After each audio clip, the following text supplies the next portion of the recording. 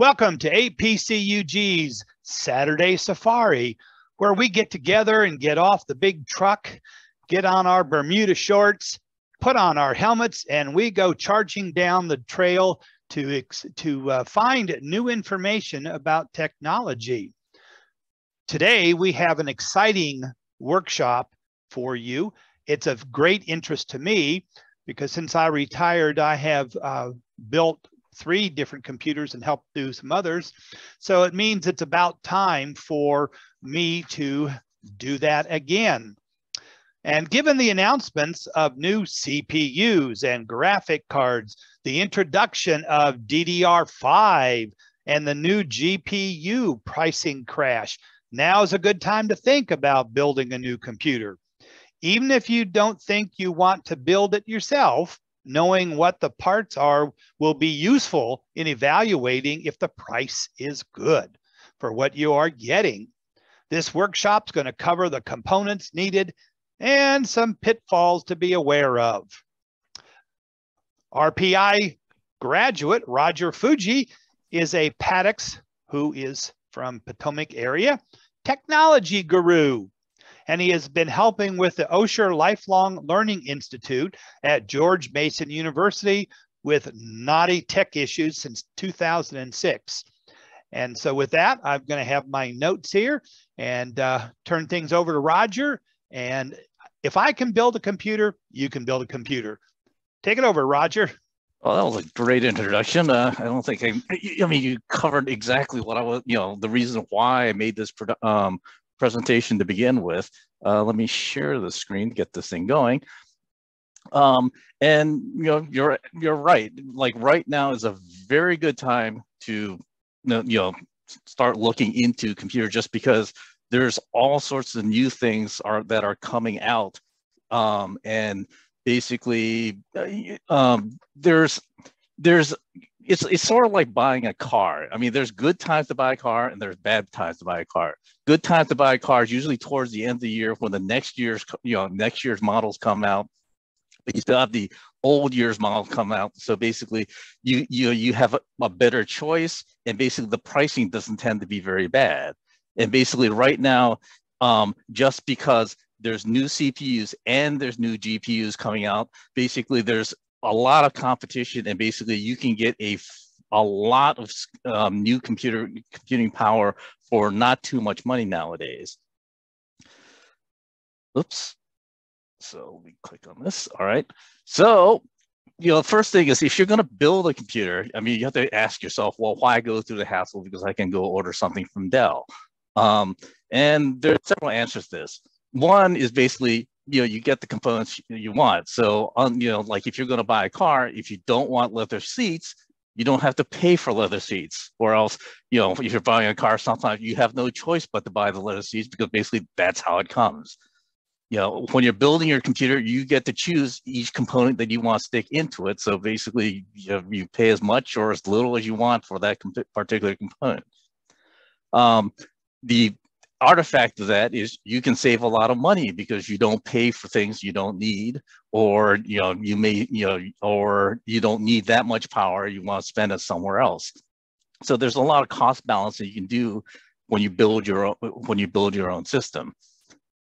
Another way is basically, if you build your own system, you can control how much expandability or upgradability you have, you can get in the future. So if you know you're going to keep your system for 5 years or something like that, you may say, all right, I might want to spend more on my power supply and things like that, or things that can hold over for the next generation. So you can upgrade it later, like 2 or 3 years down the road, and get more life out of the system that you built today. One more is basically you get more choice as far as how the machine looks, because pretty much if you go to Dell, they are all kind of boring.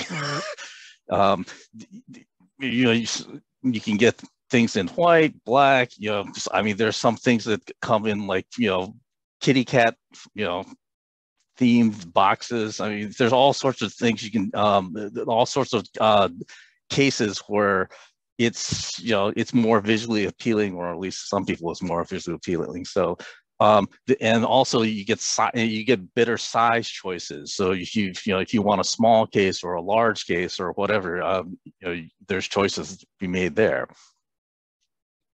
The other two is basically it's not that hard nowadays, because basically everything is almost at the point where it's just like one component, you plug it in and go. There's no more, it's not nearly as hard as it used to be, where you have to like plug in, put in, you're socketing chips into sockets, and making sure it's the right order. I mean, you still have like one where you have to install the CPU, but other than that, it's pretty much, I wouldn't say idiot proof, but it's very easy if you can follow directions. And it might actually be fun or interesting, because some people, since you're all part of a computer user group, you want to learn about these things. So it's an opportunity to learn what the machine is, or what components are in the machine, so you can be better cognizant of where problems are in the future if you ever run into them. All right, so you decided, yes, I feel lucky, I want to build my computer. All right, so what do you need? So like all modern computers, at least on the consumer end, will compose of a case, which basically houses all your computing components. Another one is your power supply, which is what powers all your computing components. The motherboard, which is basically everything except for the CPU. Then you have the CPU and heatsink if it's not bundled with the CPU. And that's basically, the CPU is what is the brains of the outfit. Next one is the RAM that you put into it. And as mentioned, we're at another cusp of changing technologies, where the old technology, DDR4, is now transitioning to DDR5, and DDR5 is faster, it's more reliable, blah, blah, blah. But just because you're at the cusp, you're going to pay a slight more premium for it. So it's kind of, whether or not you want to go for that, you kind of have to figure out how far in the future you want to be, because since you're at the beginning of this technology, if you go with DDR5, it's going to last longer. If you go with DDR4, if you go 3 or 4 years, you might not be able to find the RAM sticks that you need, or you'll have to pay a lot more for them, because they're old technology and they're just not going to be made anymore. The M.2 SSD, which is basically now, what is considered a hard drive nowadays. It's now just a stick that looks kind of like a RAM stick, except the connectors are on the side. And keyboard, video, mouse. These you may have already, so you don't necessarily need to buy one. That's one advantage of not going, having a desktop as opposed to a laptop, is usually, you can at least carry over some items from one machine to another. And I forgot to add this in my previous presentation, a Windows license, but this is optional. You might be able to transfer your current one if you have one already. If not, I would probably recommend getting a retail version, just because there's less hassle with that one when you're going from one machine to another. Because if you get an OEM version, sometimes you'll have problems trying to transfer it to another machine, because it's not technically allowed. Okay, so for cases. Now, this may seem funny, but you should make sure it fits where it will sit. And the reason why I mentioned it is because basically, on my last build, I wanted to put my PC in this little space that's underneath my gaming PC in this little space that's underneath this the thing that's holding up the monitor. And basically, there was about a 17.25 inches space in there. I went, oh, okay. So I went and looked at the specifications for the cases, and found one that was highly regarded. It was about a little over 17, not a little, a little less than the little space, but thought it was going to fit. Bought the thing, stuck it in, and realized basically the dimensions of the case did not include the little feet at the bottom. And when you put the little feet at the bottom, it will no longer fit in that little slot right there. So, this is just it's a personal experience of this statement. Make sure it will fit. The second thing is make sure all the components that's going to fit, you're going to stick into it, will fit. And the reason why I bring this up is because on another build I did, and this, granted, it was a long time ago, I bought a case which is normal size, but because it was a high performance CPU, I also bought a very large heatsink for it, not realizing that basically when you installed the heatsink, you could no longer cover it because the heatsink actually, it was taller than how the case was wide. So that was a bummer. That will ruin a day. And so anyway, so make sure all the pieces will fit in the case that you get. Some other considerations, airflow. Used to be not a big deal, but nowadays with CPUs blowing out hundreds of watts and GPUs that are blowing out hundreds of watts, if you don't want your your components to throttle, which is basically a term meaning that both graphic CPUs and CPUs on the motherboard, basically after they reach a certain temperature, they will go slower to cool themselves off. So if you have better airflow through the machine, you give the other components, the heat sinks inside there, a better chance to blow out the air, which allows it to run faster because it doesn't hit these thermal limits. Aesthetics, as you can see on the right side, of the picture of this case, there's lots of LED options, so you can make your machine glow or do some other visually appealing things. Build quality, obviously, like the cheaper you go on cases, the flimsier it gets. There are some cases which are pretty much literally, you can stand on them and you don't have to worry. You may not care, but sometimes it's nice to have a very solid case, especially if you're going to move it around every once in a while. Second thing is cost. No, not second thing, but another thing is cost. Costs for these cases may range from on the very, very low end, about $50, and you can go up to $1,000 for things that look like like a helicopter. It all depends on what you want and how much you want to spend for it. And one and a recommendation I would say is go onto YouTube and look at channels like Gamers Nexus, which does case reviews. So they tell you what the pluses and minuses of any case is, because sometimes some of the weird artifacting of cases isn't necessarily obvious until you actually try to put something in it, and they'll say, oh yeah, well, you got to watch out for this, because if you're trying to use this case with this water heater, you can't make it work because the pipes are getting the wrong way.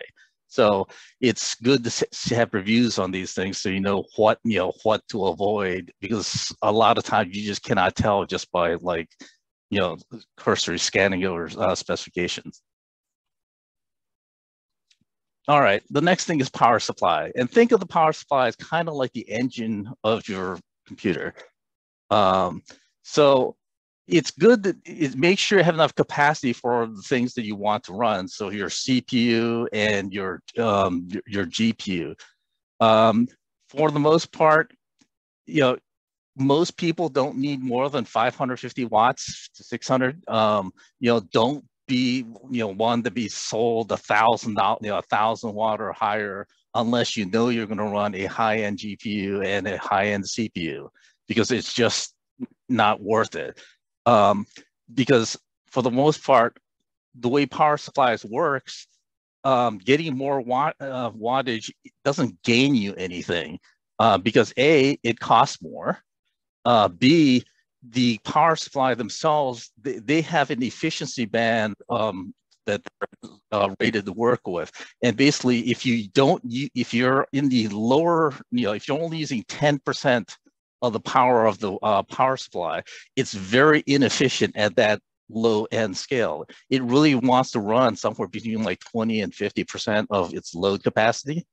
So, if you get some of these, like, let's say, if you spend money and get a platinum rated power supply, which is, I can't remember, 90-something% efficiency on average, but you only run it with a 100-watt load for a 1,000-watt power supply, you're not going to get that 90-something% because it's efficient at that low range.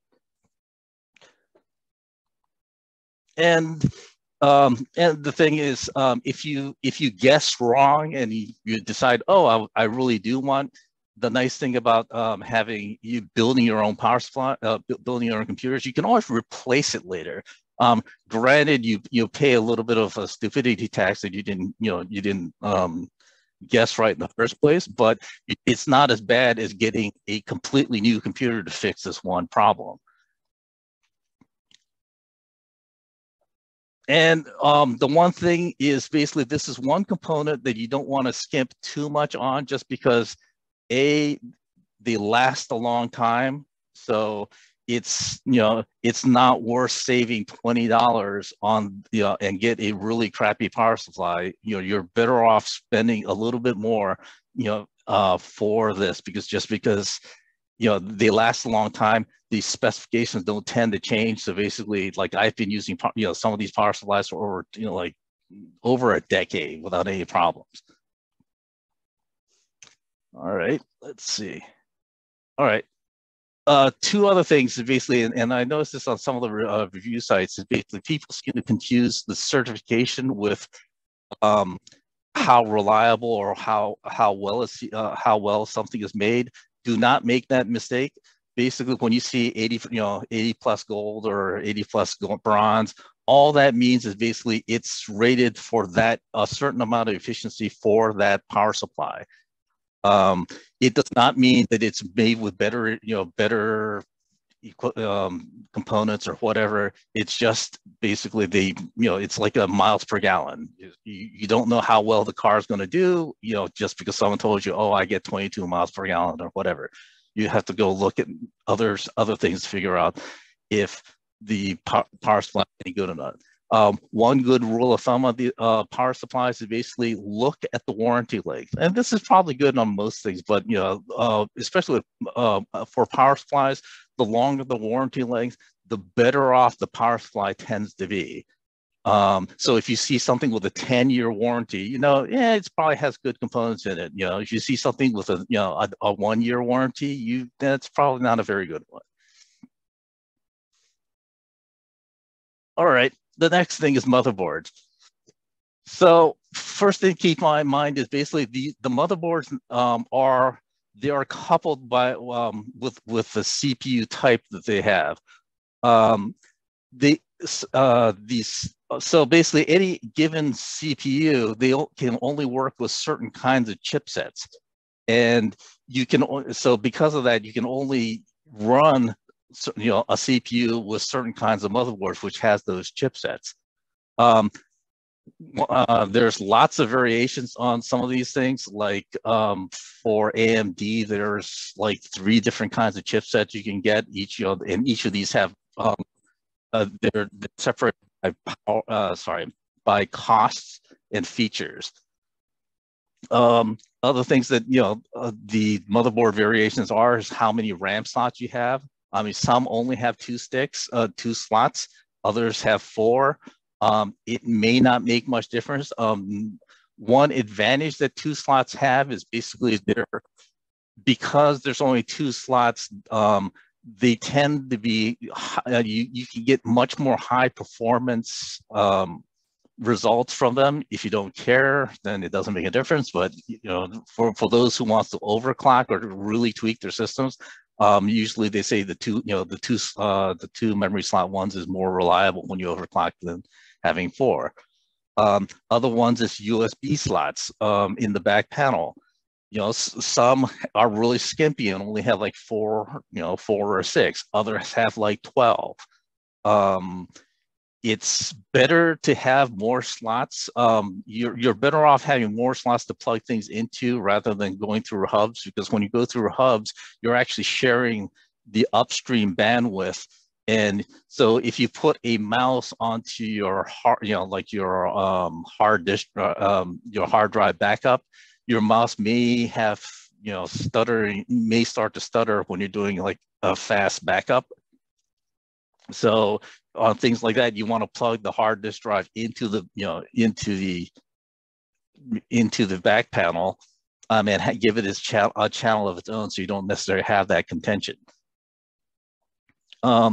Not that it matters too much nowadays, but the motherboards will change, vary by the number of SATA ports, which is what you hook up platter drives to. And another one that this thing has is another distinction is basically the number of PCIe slots, which is how many, what kind of cards you can put into it. Nowadays, you don't tend to have that many things that plug into it, since the motherboard has the sound card, things like that. You still have to plug in the graphics card, maybe a faster network card and things like that. But for the most part, it's not that big. This isn't that big of a deal. One thing to note is basically we're also on a transition point between the PCIe generations. So basically, we were on 3 a couple of years ago. We're seeing more things on 4, and now 5 is being introduced. It's as far as I can tell, almost no one can tell the difference nowadays between 4 and 5, just because basically at that point it's so fast that it's not, nothing can keep up with it. However, there are cases where if you buy a really old or a really cheap motherboard with PCIe 3, you can't take some of the advantages of some cards because those cards want PCIe 4. So something to keep in mind. One other thing is network options. There's a whole lot of technologies now. You used to be all you can get is like 1 gigabit. Now you have 2.5 gigabit. There's 10 gigabit. There's also motherboards with Wi-Fi 6 and Wi-Fi 6E built onto the motherboard. All these things can be rectified by either an external, a USB or or add-in card, but it's nice to have it built in so you don't have to mess with it. Whether it's worth it or not, different story. And one last thing to keep in mind is some of these vendors are better suited for certain kinds of CPUs. So an example of this is MSI as a vendor puts out BIOSes very frequently. So when AMD publishes a new BIOS, MSI tends to push it out really quickly. ASUS tends to lag, but sometimes it matters, sometimes it doesn't. Depends on how how early, how unbuggy the BIOSes are. So just something to keep in mind. All right, CPUs, and here's where some of the excitement is. AMD and Intel. Now is a really good time because basically these two companies are like battling it back and forth, and basically the prices for how much power you get nowadays is insane. So there's things like how many cores and do you need or want. And this is a funny question because it's very hard to answer nowadays because basically of how the architectures of these CPUs are. AMDs are, when you see like 12 cores, each of the 12 cores are exactly the same. They're full, they're full CPU, full mini CPUs inside of it. So when you see a 12 core CPU, there's 12 cores. Intel is now pushing a split types of CPUs where you have performance cores and efficiency cores. And basically you might see like 8 performance cores and 8 performance cores and, like 12 efficiency cores or whatever numbers in between. how this affects performance is very hard to answer, because basically, the efficiency cores can do a lot of things, but not everything fast, but without taking too much power. So, it kind of depends on what you're doing. And basically it's, for a lot of things, the efficiency cores are good enough, and basically you can get a lot of performance out of them, because you don't necessarily need to have floating point on doing something, a task that doesn't need floating point. So, and they tend to have more efficiency cores than full cores that AMD has. So it's a very hard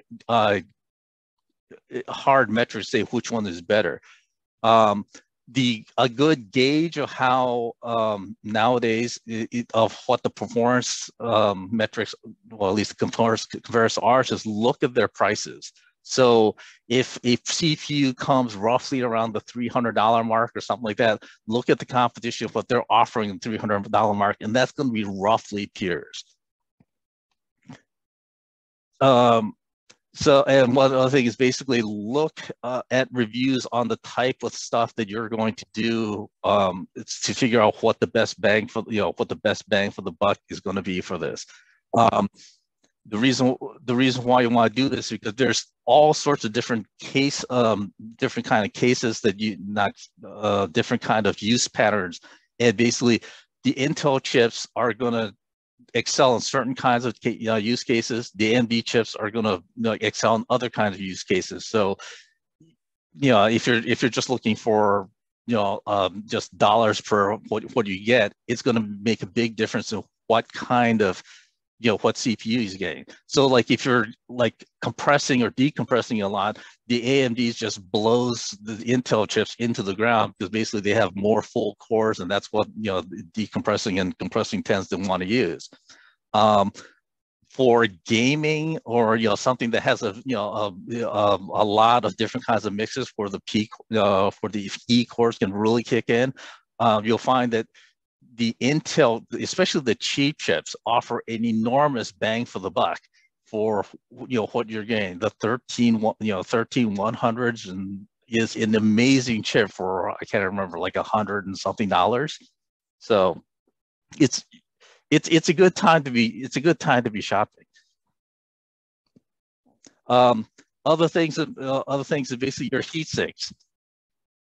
So basically the choices nowadays are, you have your air cool, which is your standard one, which is like the one you see under your left. And you have something called an AIO, which is liquid cooled, and that's the thing you see on the right.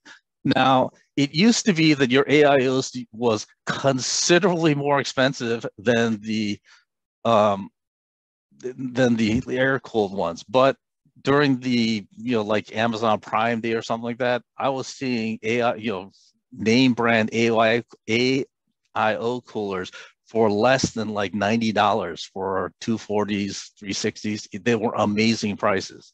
So that isn't necessarily true if you get them at the right time. The air cooled one is much more reliable and is usually cheaper than the water cooled ones. The downside of those is basically it's noisier, because the water cooled ones can keep the fans not spinning as fast. So it's this thing that you kind of have to like balance off. Also, you get in this, does it fit in my case properly? Because you can get a air cooled one that's too tall, like I said in the past, or you can get a water cooled one which will, is either too wide to fit in where you want to put it, or the tubes aren't long enough to for it to fit the way you want it in your case. So, things to keep in mind. RAM. So first question is, how much memory do you need? Nowadays, I would say minimum is probably 8 gigs. Whether you want to go with DDR4 or DDR5, it depends on what CPU you get and how much money you want, how much speed you want out of it. There's one thing to keep in mind about the DDR4 and DDR5 prices is it's not necessarily fair to make a price, a price comparison saying, oh, here's 60 gigs of DDR4, I should pay that much for DDR5. Because one thing that people don't understand about DDR5 is DDR5 has something called ECC sort of built into the chips, because basically you're going at such fast speeds that errors are more likely. So they put error correcting code inside on the DDR5 chips. The artifact that basically there's technically more RAM. So for the manufacturers, there's, if you get 16 gigs before, which had no ECC, there's 16 plus another thing, like, I think like 20% or something like that, they have to put in for the ECC. So you're actually getting more RAM. You can actually use it, but it gives you more stability for the chip. So so you should expect to pay a little bit more for DDR5 because there's actually a little bit more in DDR5. But also DDR5 tends to come in bigger capacities. So if you are doing things on like 32 gigs or above, and you're going to do more of that stuff, you probably want to go with DDR5 because you're going to see, the stick capacities are just going to be bigger with DDR5 than they are going to be with DDR4. Things to make life easier nowadays is basically when you buy the CPUs and especially the motherboards, they give you a list of saying a list inside the manual saying, these sticks will work in our motherboards, which is a great help because it used to, like if you go back like 10 years or something like that, it was literally this, Russian roulette. You spin the wheel and you hope that you got a stick that's going to work. Oh, that's it as far as I know for RAM.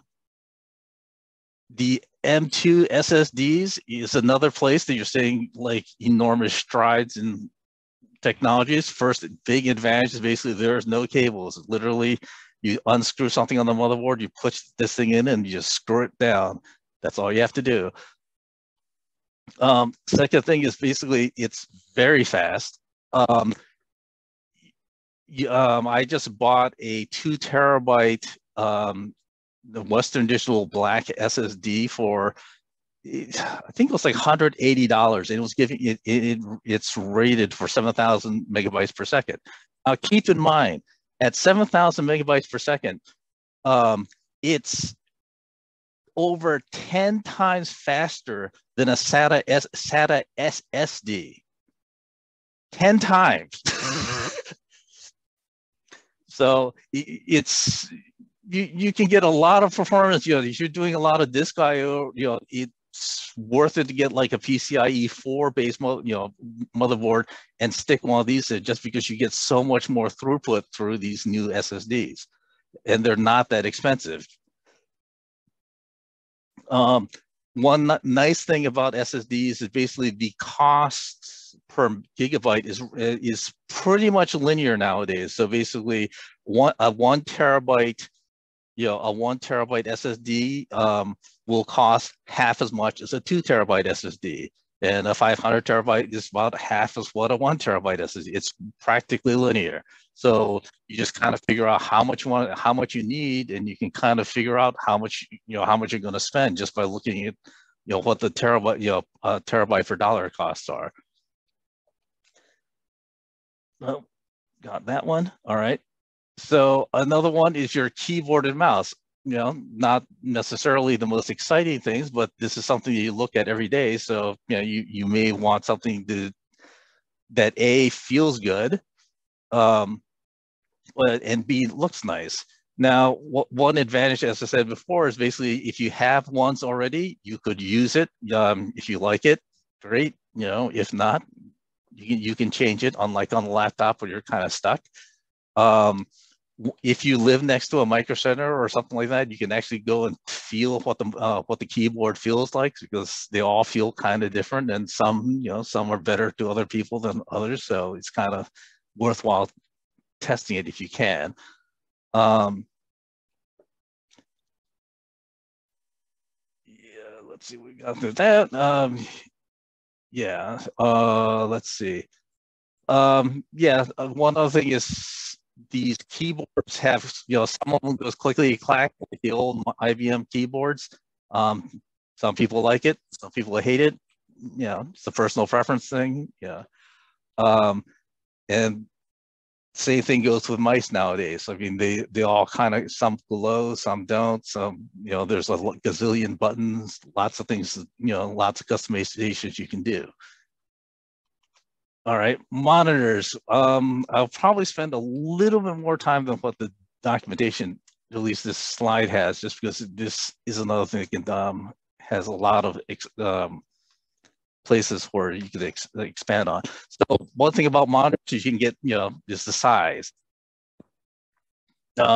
Nowadays, whether you want 24 or 27, I mean, most people think 19 inches is pretty small for a desktop size nowadays. So, and they're not that expensive. What some people also do, if they want really huge, is they hook it up to a 40-inch TV, because usually all TVs usually nowadays have a HDMI input, so you can just hook your computer to a TV and get a gargantuan monitor if you want. Your resolution, if you're going for a TV, it's probably going to be either, you know, a 1080 or a 4K screen.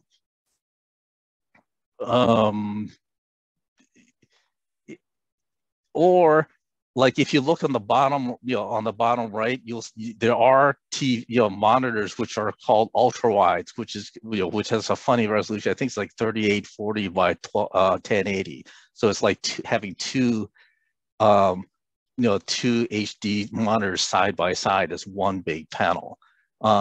It's, you know, if you like having really long spreadsheets, that's a big big help. If you don't,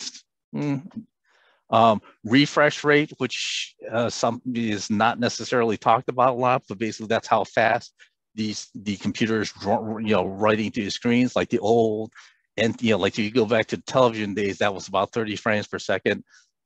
Now the average is about 60. But if you're doing gaming or if you're trying to get really smooth output, you can get up to like 240. Obviously, you pay more as the higher you go up, and you need a better graphics card to do this. But it's, you know, if you want a really buttery smooth performance, or if you're doing VR or something like that, that's something to keep in mind. There's different panel types. This is another place that you're seeing new technology come in, like right now. So the current thing on the market is something called IPS, and, you know, its advantage is basically its color fidelity tends to be very good, and its viewing angle, so you can see it from, like, you know, up, down, left, and right, and you don't get color degradation very badly. But you're starting to see OLED monitors come in, and you're starting to also see, you know, the mini and micro LEDs coming in. They have advantages in that basically their black levels are really black or darker, or they have what they call zoned backlighting. So basically, unlike IPS, where a black isn't really black because it's basically a darkened white, the blacks on these things are black because basically there is no light behind it getting through. So you have enormous contrast ratios, which is great for watching movies and things like that. It may not matter. The TN screens you'll still see nowadays for like gaming monitors, because you can have very fast refresh rates on it. They tend to be only good when viewed from a certain angle, but, you know, if you want the refresh rates, that's the only way you can get them. All right, and some other things to keep in mind, just because we're in that change in technology, is basically your HDMI connectors. You know, the old stuff is 2.0, the new one's 2.1. The 2.1 is, you know, has faster bandwidth. If you want, you know, high refresh rate monitor, you have to have HDMI 2.1 on both sides to make it work. It's, you know, it's something that's not, you know, having been in a situation where basically I had a monitor which but didn't have a display card that could generate the speeds that you need for the monitor. This is something you want to keep in mind. Another thing is that with the new graphics cards on the AMD side, the new 7900s that there's just been announced, it's supporting the new DisplayPort standard. So it's something that if you want to future-proof something, that's, you know, you want to keep that in mind, where, you know, that the newer DisplayPort is going to take you farther into the future than something on the, you know, on the previous generation. So let's see. Oops, next. All right. So putting it all together. So once you have all these parts, it's usually literally all you really need is able-bodied fingers and screwdriver, you know, a set of screwdrivers. It doesn't require any specialty tools or things like that. All you have to do is, like, you literally put it in place, screw it down, you know, take the next point, put it in place, either pull the tabs or screw it down, and that's all you need to do. So if you're going to build one of these things, you don't have to worry about like having a funky tool. Or if it does require a funky tool, like some of these heat sinks have like have a screw hole that's in a funny place, they will actually include a screwdriver to do that, because they don't assume that you have these funny tools. If you need help on these things, there are a lot of very, very good how-tos on YouTube. It's probably worthwhile just looking at some of these things, just so you get a feel of what's involved. It's not that much. It's just not that scary. But look for YouTubers which have their own channels. There's a very notorious one made by I can't remember, one of these big conglomerates, which was like a very awful how-to guide. It became a meme of its own. So, but you know, but YouTube tends to be a good source for these things. And one other thing to keep in mind about these things, your difficulty in putting things together is going to highly depend on the case that you get, because basically if you have a really small case, it's a lot harder to get things out than the gargantuan case where you have lots of things to move around. My last gaming box, which I made like a couple of months ago, I bought an ITX motherboard, which is a very, very tiny motherboard. And I bought a very, very tiny case. And that was probably the most difficult build that I've done in quite a while, because it was so small that literally, you know, you're trying to like put your fingers, you know, in a spot about this big. So, you know, it's something to keep in mind. All right. One parting advice, if you're going to do this, is when you put things together, test it before you put it into your case to make sure all the components work, because you do get, every once in a while, now not in a great while, but you may get a bad component, or you may not wire something out right, or not understand something. So, you know, put the components together and test it off bench before you put it into the case. I wouldn't quite do it like how this thing is, this particular picture is shown, because you do not want to put the motherboard on metal. That's a very bad idea. I would put it on a box or some non-conducting surface.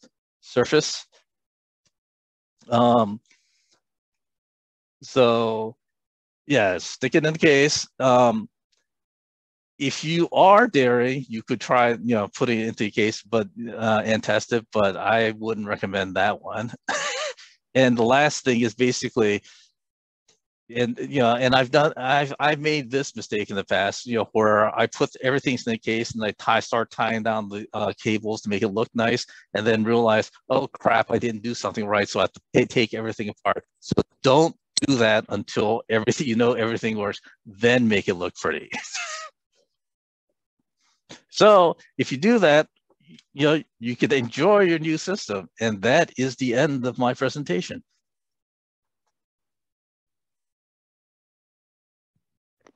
That's great. Think I'm about ready. I'll throw off the first question before Judy. What do you feel is a lifespan for a desktop that you build? It depends on, okay, so it will depend on two things. One is basically how smart you were when you initially bought this machine. The shortest ones is where I underestimate, like I really out and I underestimate how long I want to keep the machine. So it's under spec to begin with, and basically, because it was under spec, I couldn't put the parts in, for the next generation or something like that after that. So that will be one generation, that will be like a laptop. I bought it and that's it. If I was smart about it, I mean, I've had systems running for like 7 to 10 years because I planned everything properly. I like my server cases.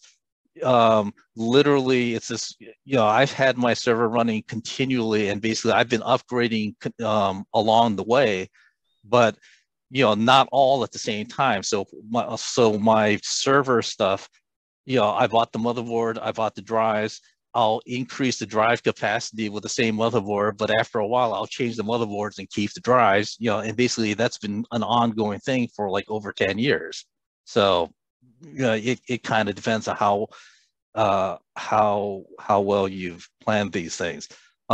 If you catch the motherboards correctly, AMD will probably they guarantee the motherboard the socket life for these things for over like 3 generations or something like that, which is which is probably like on the order of 5 years.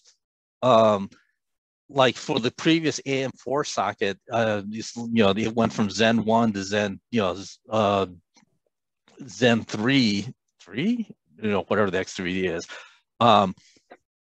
3 generations of their CPUs, and that's about like 5 years, 4 or 5 years. And basically, if you're every 2 years or so, you say, oh, my CPU isn't fast enough, whatever. All you do is you pop out the heatsink, put in the new CPU, and off you go. And for like $200, you'll increase your capacity. Now, to just put things in perspective, right? I just looked it up on the Intel speed site, the Intel speed sites.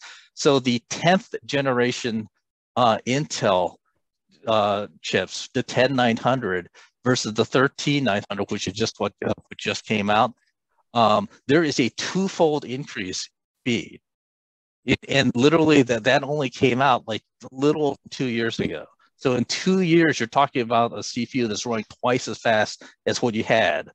So and at that point, if you can just plug in the CPU, for $200, I mean, that's literally a new machine, for $200.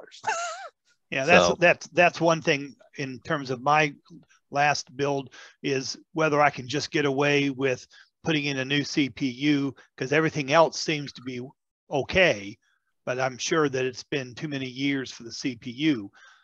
But right, Intel stuff only tends to last like 2 generations for the CPU. I'm not sure that's going to be the same on this one, but the AMD ones will last. The AMD ones will last longer. And so if you buy AM5, which just came out, granted you'll pay more, but you will see that one go for a long time. Interesting. Question: is Newegg a good place to buy parts? Newegg is a good place to buy certain parts. Apparently, recently there's been a Newegg fiasco on as far as motherboards go.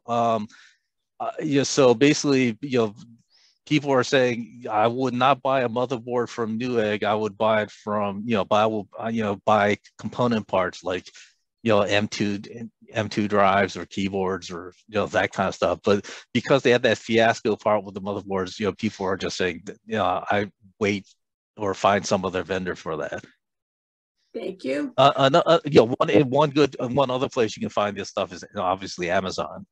So, well, this is our Black Friday sale presentation, just in case. Is there a possibility that the liquid cooled system may leak and cause damage and/or electric shortening? It's possible, but it's not probable. So it's if you want zero hassles, air cooling is the way to go. the liquid cooling, if you don't do silly things like puncture the tubing and things like that, will last quite a while. The lifespan of a liquid cooler is not going to be as long as a air cooler, just because there's more moving parts. There's more moving parts, and there's more. Well, actually, is there more? Yeah, there's more moving parts, and there's like other factors that figure into it. So for a liquid cooling, you have a pump on, usually on the CPU or just something that's circulating the water. And then you have these fans, which are blowing air through the radiator. So instead of having just fans, which is what you have on an air cooler, you have that pump factor. So basically it's not going to be as reliable just because you have more components. The other thing which happens with liquid coolers is, over a period of like 3 to 4 years, you'll have, I can't remember what the word is, but basically the liquid starts infusing into the tubing. So, plus I think you have some evaporation that comes with the system, very little, but in like 3 to 4 years, it will probably such that it will start affecting the performance. So, it's something that happens. It's the way most people try, keep this under control, not at least to figure out if something's going wrong, is they have a CPU heat monitor, so you can see what the CPU temperatures are. If you start seeing your CPU temperatures hotter than what it used to be for whatever it's doing, then something's wrong with the heating or the cooling. Sorry. And is that an app like HD Sentinel? Yeah, pretty much. Got a plug in there, Gabe. What can I tell you? Do you have any recommendations for a large touch screen monitor for a desktop? Not really.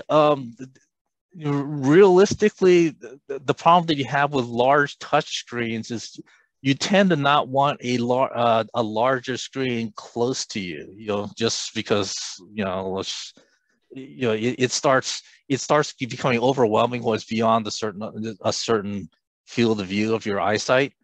And the thing is, if you have, like, let's say a 40-inch, I don't know what you mean by large, but if you're talking like a 40-inch screen, you tend to have that farther away than what your arm can reach. So having a touch screen on something like that big doesn't make too much sense.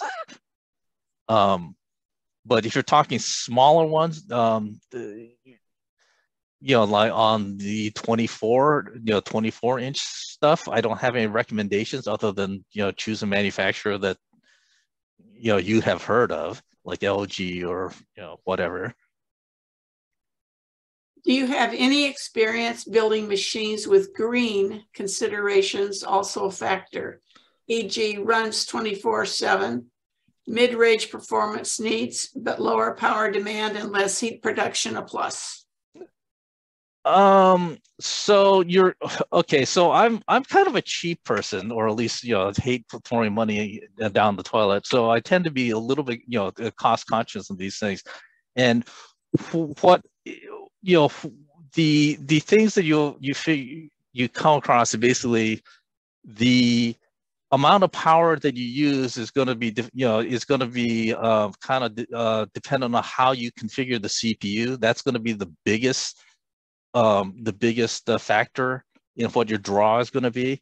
So, you get a lot more by tuning your system than you can by doing hardware stuff. Having said that, I mean, the only place if you spend money on a platinum CPU, it's platinum power supply, that's gonna do way better than having a gold, like a bronze power supply. So it's worthwhile getting a power supply that's a higher rated power supply, not a rated, but a better efficiency power supply if you're going to go 24/7. The only other thing to keep in mind on these things is basically, as I said during during the presentation that, you know, if you want the best efficiency out of your power supply, you want to get a power supply that's rated, you know, wattage wise to about half of what you're actually going to draw on it. So you don't want to match, you know, you don't want a system that's only going to draw 10% of your power supply. If you want the most efficiency, if you have a 100 watt or a 200 watt system, and you're going to be drawing about 200 watts, you want about a 400 or 500 watt power supply. Okay, got another one here.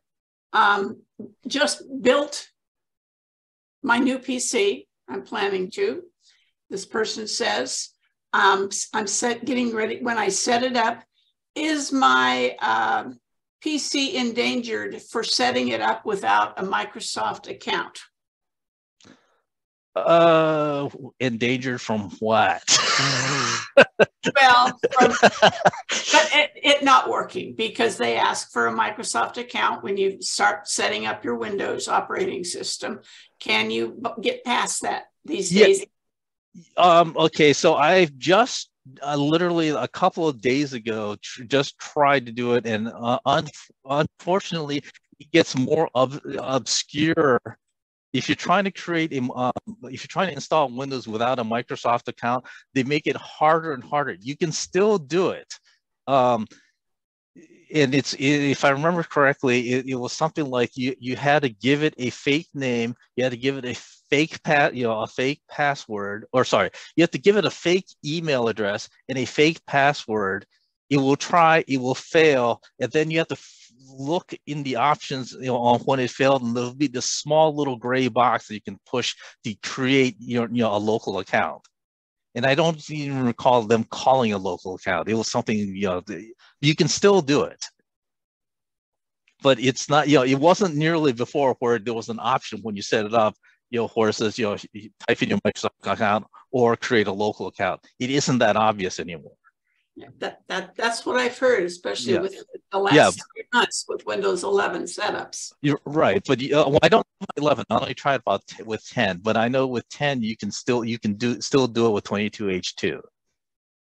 Okay, I still have my original Hotmail account from 16,000 years ago. That's the only thing it's used for. Is when I do quick assist with Bill, it says, what's your Microsoft account number? And I just type that right in there and I'm good to go. Another question, kind of in left field. What if my PC crashes with my router software set up in it? What should I do? What advanced plan should I have for this? What should I do about it? Am I losing my router?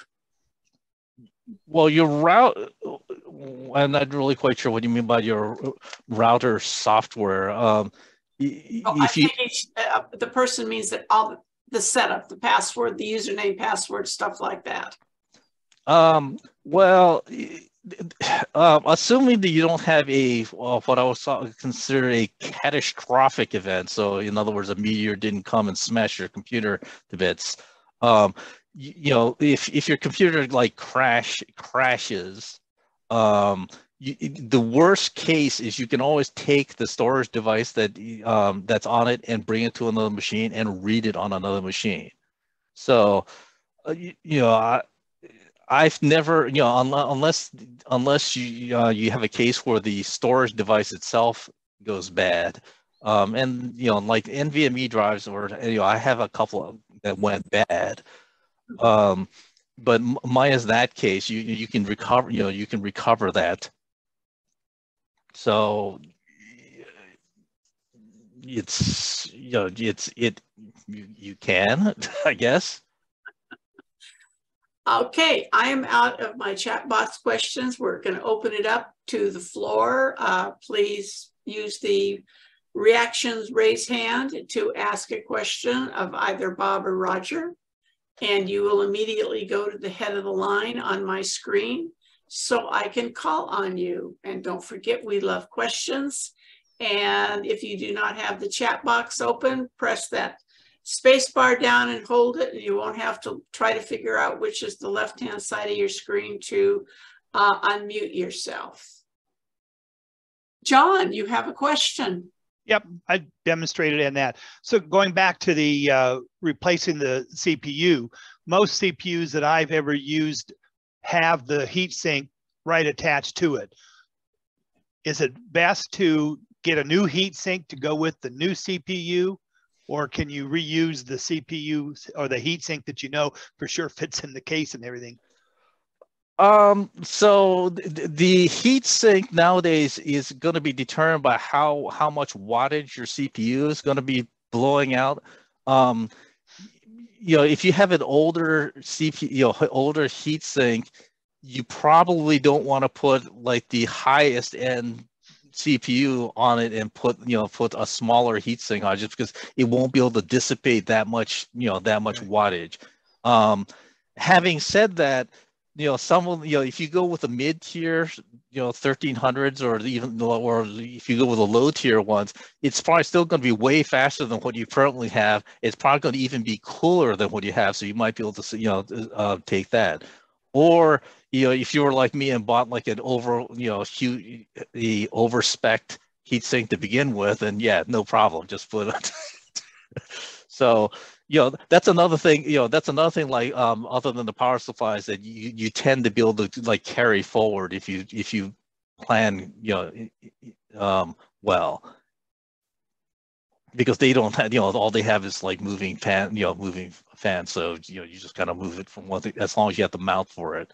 And some of these vendors, like for AM4, you can just write to support and say, I have your old blah blah thing. AM5 comes out. I heard you gave out a mounting kit for the AM5 stuff, and they'll go, sure, and they'll mail it to you free. Noctua is known for doing that. So I do have to say that my grandsons 1, 2, and 3, who build their own computers, are going to be mighty surprised when Grammy starts asking them specific questions about what they have. Thank you so much for that. Ray Baxter, you're on.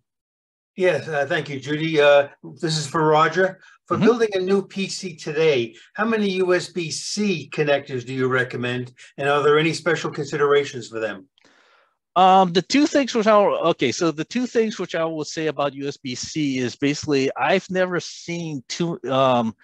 There's only two functions I know that uses USB-C directly. One is basically to a monitor, or maybe to a charging device, and B, to a VR device.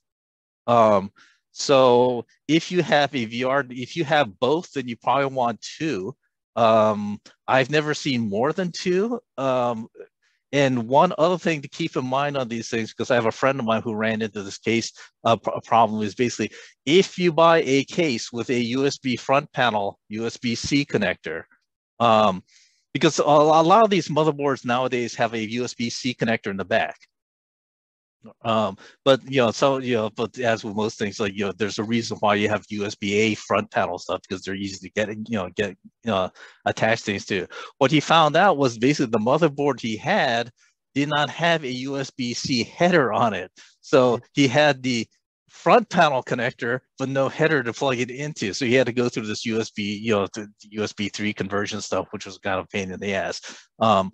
So that's something to keep in mind, where if you buy a case with a USB front header, it has a USB front header, that your motherboard that you get has a header panel on it that you can just plug it directly into.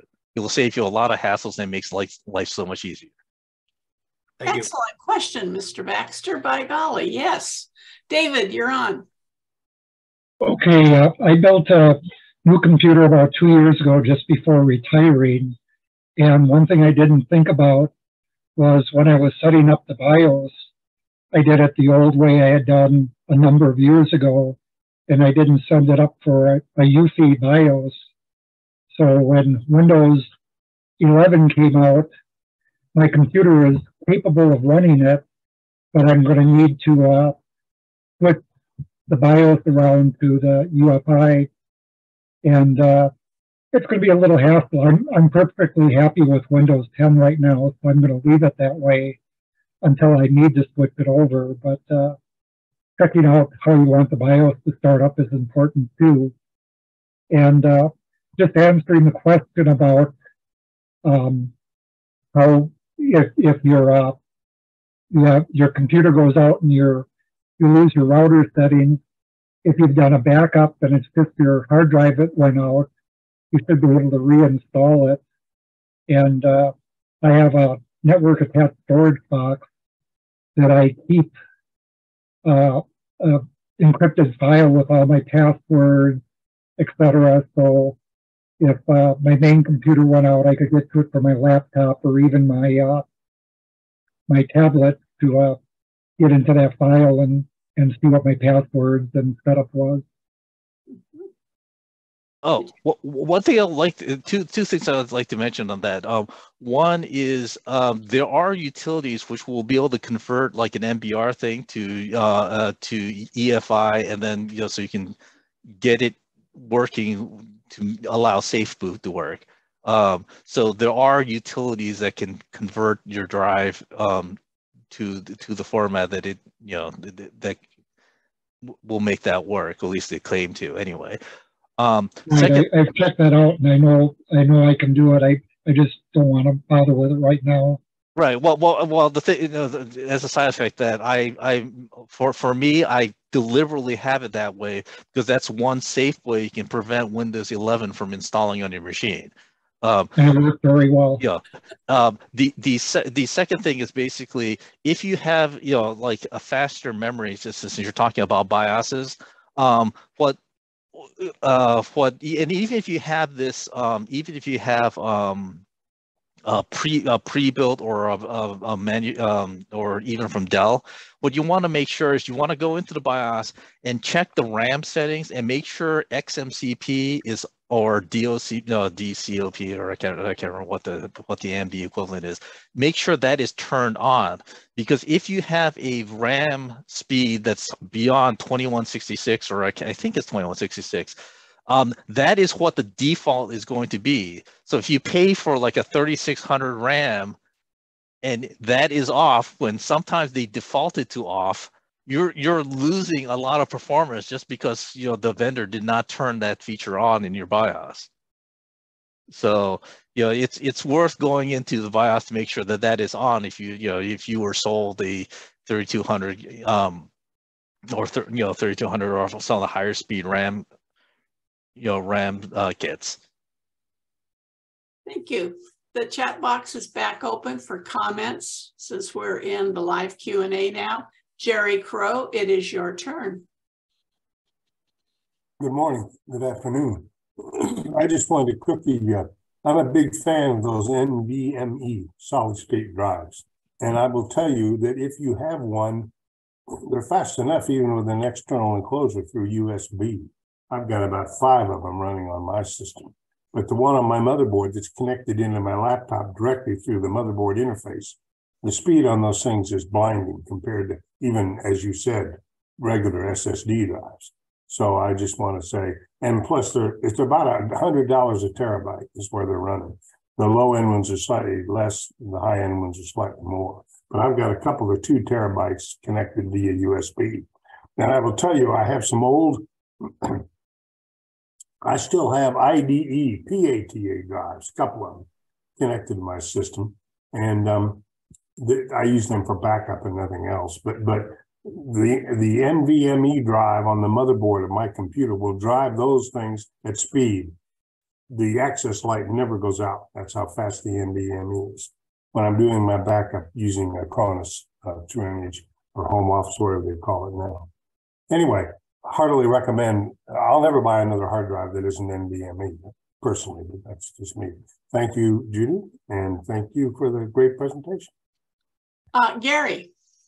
Yes, I like to hook my PC up to my stereo and some speakers, and I was wondering about a sound card, because the problem I'm having now is the bass just thuds out on me. It doesn't respond, and I was wondering if you have any recommendations on a sound card.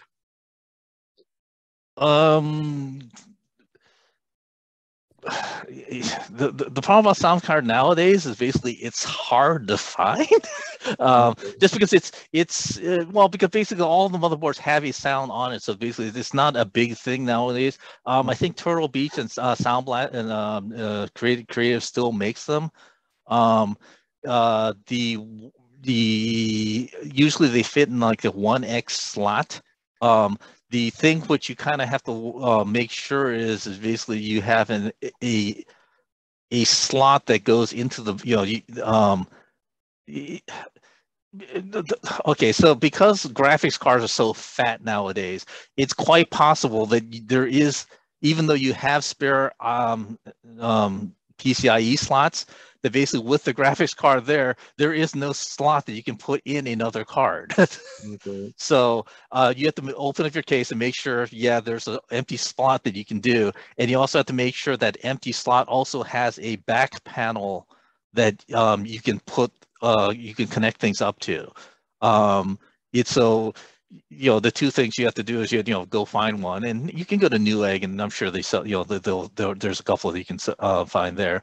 But the bigger thing is making sure that it will work in your case, because sometimes the first 1X slot will not have a back panel hole behind it because it's meant for some, a slot that's literally vertical that doesn't have an external connector on it.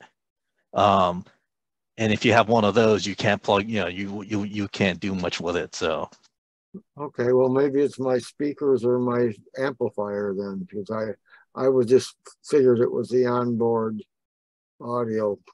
Oh, well, if you're trying to figure out, if you're trying to diagnose it, a couple of things to try is you can also make sure you have the latest drivers, and some of the Realtek stuff doesn't update automatically. You have to go and find it because there are weird problems with certain drivers, and basically every once in a while, a Windows updates will break something and revert back to like an older version, and it's just, you just want to make sure that the driver is correct. Thank you.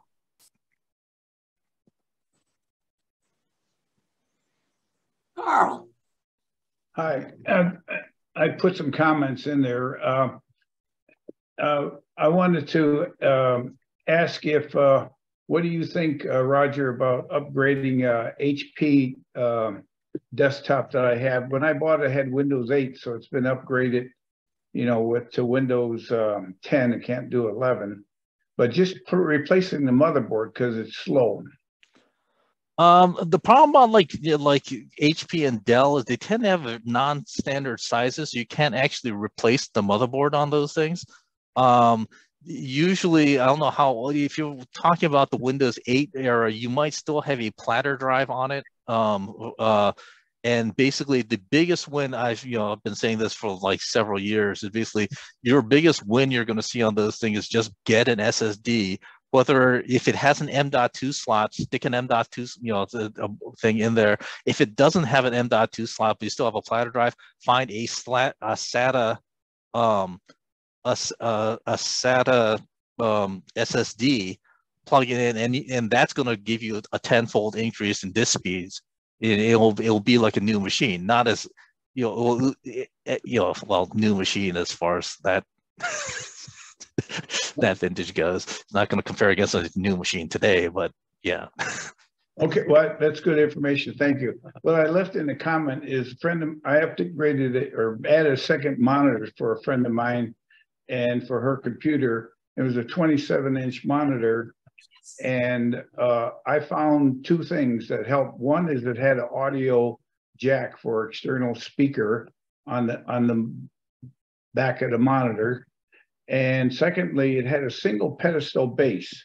The first one I bought had the two legs, and moving it around on a desktop, there were times when, that was a problem having two legs. They have a single base, you could rotate it easily. In fact, the single pedestal base even had the ability to tilt it, whereas the one with two sets of legs did not.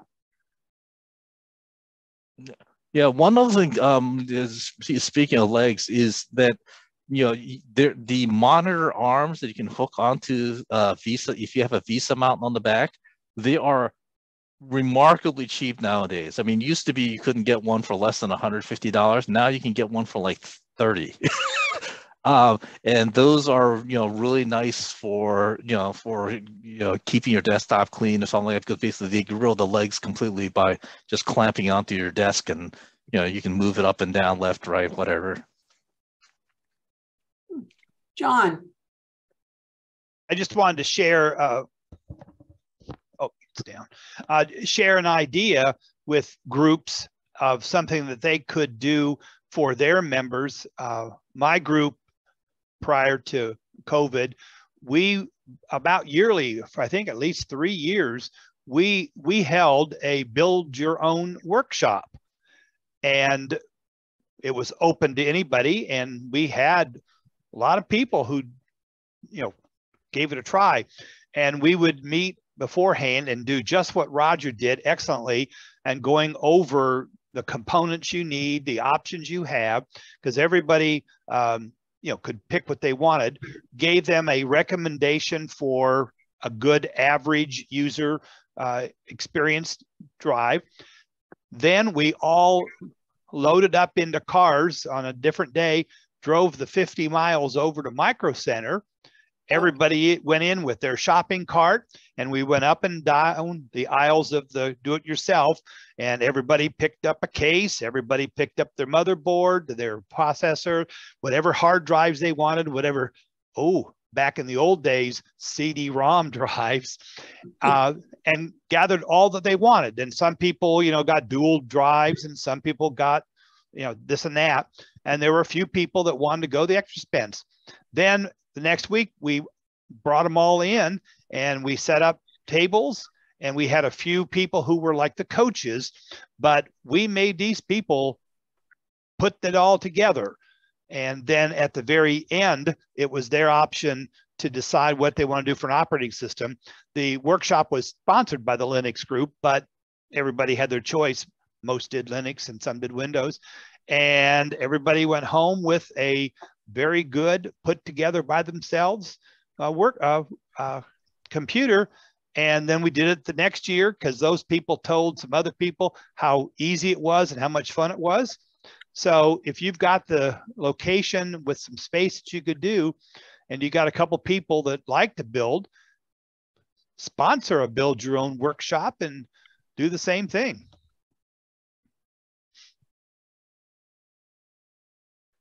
Thank you. A lot of groups used to have that, but because of COVID, it went away. So that might be something to get back to doing these days. Do we have any more questions? Questions. We love questions. I have a question for Bob. You were talking about using the Avast program, and how does that compare with DuckDuckGo? I know they're not equivalent. They're actually two different things. The secure browser from Avast is still a Chromium-based browser, and it's got its specs according to what Avast wanted. The main thing being the fact that when you do banking and shopping, you're in a sandbox and totally isolated. That's its strong suit, okay? Outside of that, if you take that away, it's pretty much a Chromium-based browser, but it's the banking part, the sandboxing feature, that's the part that makes you safe. Yeah, I'm hearing audio problems. I'm hearing audio problems. Yeah, somebody in the background is doing something. Mm-hmm. Well, the main thing with DuckDuckGo, as you know, is you don't get trails, and I like it because if I use regular Google, I'll get pop-ups and they'll put me at the top of a list that I don't want when I do a search. DuckDuckGo does not do that. Right. Bob, could you tell us a little bit about the new company that's been formed between LifeLock and Avast, since it's a done deal now? It's a done deal, and I know about as much as the rest of you guys do. There is still Avast. There is still AVG. There is still C Cleaner, which is Piriform, and all of those products still work exactly as they did before you had the merger of where Avast purchased AVG, but both products are still there. Basically, what's happening is in the background, the protection part is what's being merged. It hasn't yet happened, but that's what they're working on.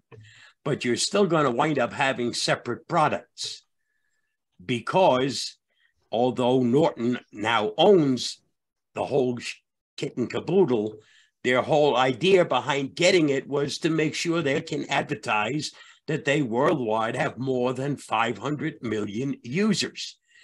If they do any changes and they, for instance, like to make everything a paid product, well, there's going to be a lot of people that are going to say, wait a minute, there's other places I can get something for free. And they won't have their 500 plus million users anymore, right? So I don't really expect anything to change outside of Norton customers are going to gain some of the insights that Avast has been using, and Avast will gain some of the expertise that maybe Norton has, and both products will benefit from it, which is basically what happened when the merger between Avast and AVG occurred. Protection-wise, both benefited. I think that they also bought Avera, and that's going to be one of the standalone products along with everything else. They're keeping that name. Where did the president of Avast end up in the hierarchy of management? He is the president of Norton LifeLock. He was the CEO of Avast. He is now the president of Norton LifeLock. And he's going to commute between Prague and Tucson? No. Oh, okay. No. I read that somewhere, but that's where he would be, you know, there and there. And I thought I highly doubt he's going to be moving anywhere outside of Prague, which is where Avast's headquarters is. Hey, Richard from Australia, you're on. Yeah, the question maybe John Kennedy could answer. Any problems that you'd have to look out for if you're putting Linux on a new build machine? Not that we have in all the years I've done it. You were just waiting to say something about Linux because you've been... I know how your mind works. David, it's your turn. Okay, like I said, I had built a new PC a while back. One of the sites I used was PCPartPicker.com, and it'll show you the different CPUs, give you prices and reviews on it. So it's a handy place to go if you're thinking about building. Thank you.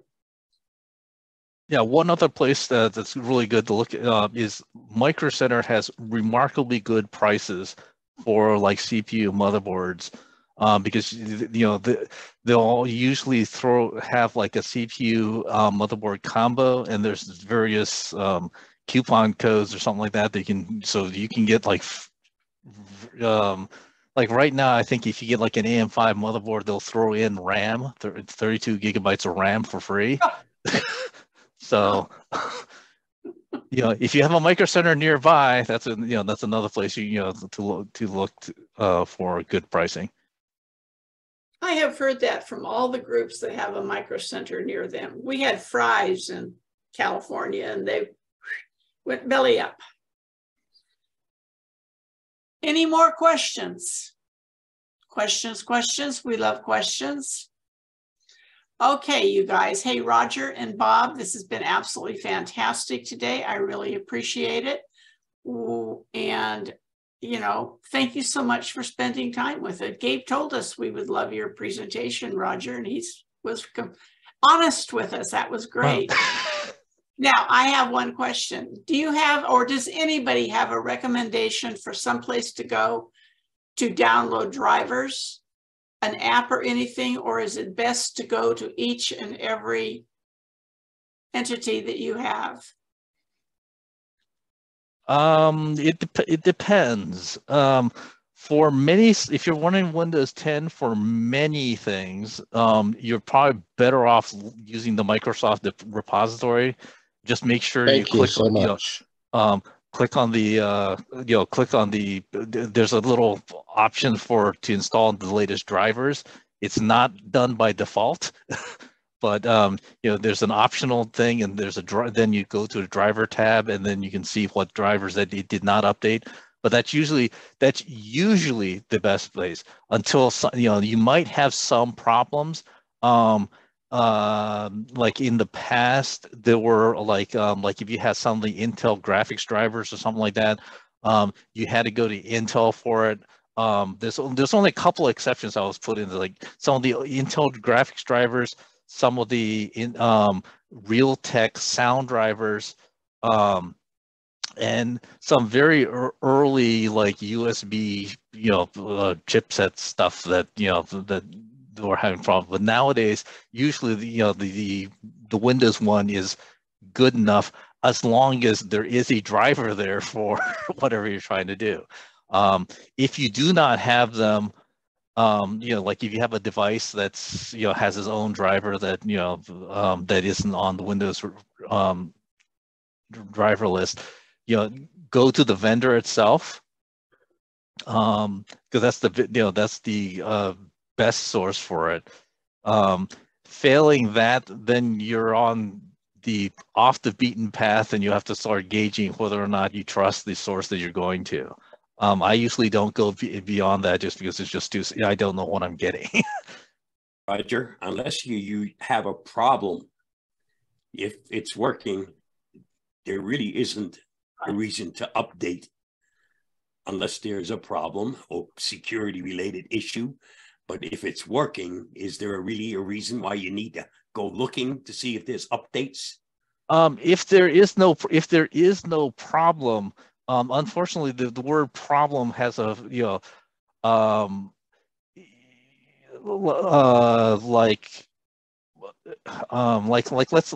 good example is like BIOSes for motherboards, right?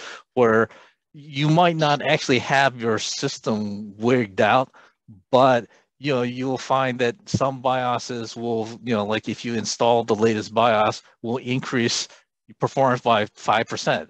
Is that a problem?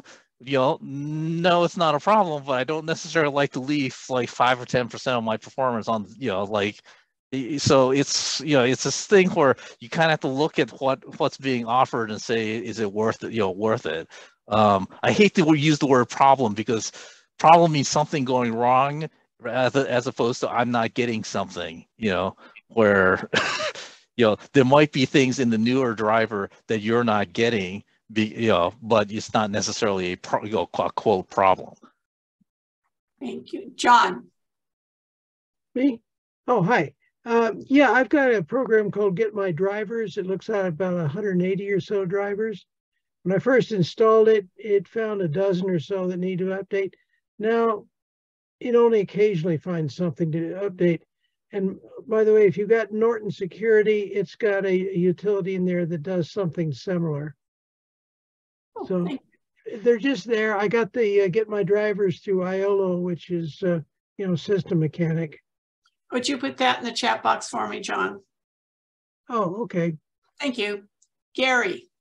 Yes, you triggered something. I have about a 6-year-old HP computer, and I've been trying to replace the platter hard drive with an SSD, and I can't find one that the BIOS will recognize. It just never completes the post.